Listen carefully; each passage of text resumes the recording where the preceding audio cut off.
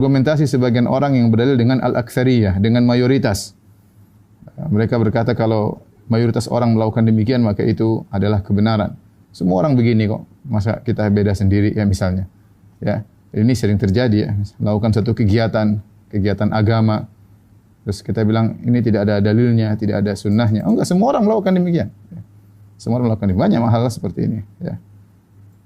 Dan tatkala sifat manusia yang lemah, mereka mudah terbawa dengan jumlah yang banyak. Mereka mudah terbawa dengan kondisi lingkungan yang semuanya melakukan demikian, maka dia akan mengalir bersama air yang mengalir. Susah untuk anti mainstream. Dan ini kenyataan yang dimiliki oleh manusia, sehingga mereka mudah untuk berdalil dengan perbuatan banyak orang. Padahal Allah Subhanahu wa taala berfirman, wa in tuti' aktsara man fil ardi yudhilluka an sabilillah iyattabi'una ila dhann.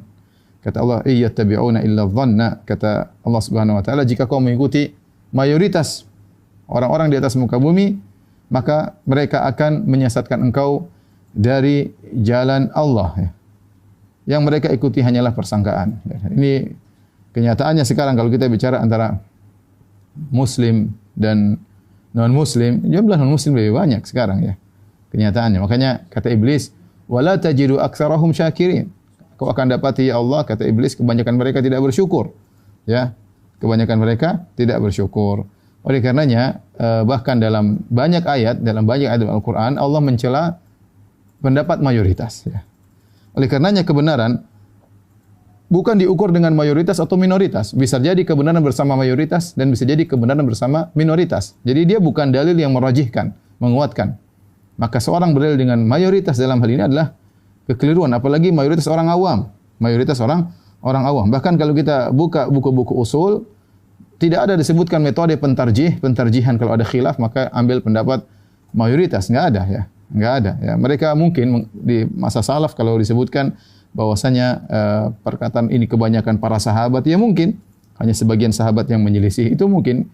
Tapi kalau kita berdalil dengan mayoritas orang awam misalnya ya, maka ini bukan dalil ya. Bahkan tidak ada dalam buku-buku fikih kemudian ini pendapat yang benar, ini pendapat jumhur ulama ya. Itu bukan sisi pentarjih, penguatan pendapat dengan cara yang benar. Oleh karenanya disebutkan bagaimana sebagian nabi mereka berdakwah yang ikut mereka hanya sedikit, bahkan di antara mereka ada yang cuma 2 orang, ada 1 orang, bahkan wan nabiyya wa laisa ma'u ahad.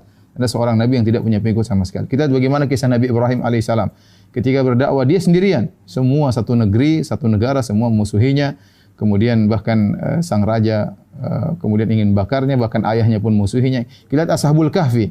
Ya, Ashabul Kahfi yang jumlah masih innahum fityatun amanu bi rabbihim. Mereka cuma sekitar 7 orang, sementara satu negeri semuanya di atas kebatilan. Oleh karenanya tidak boleh seorang berdalil dengan al-aktsariyah, kebanyakan orang. Kalau kita melihat kebanyakan orang tidak pakai jilbab, kebanyakan orang buka aurat, semua mau jadikan dalil enggak bisa, ya. Kebanyakan orang dengar musik, ya. Kebanyakan orang maksiat banyak, ya. Maksiat banyak dilakukan oleh banyak orang, ya.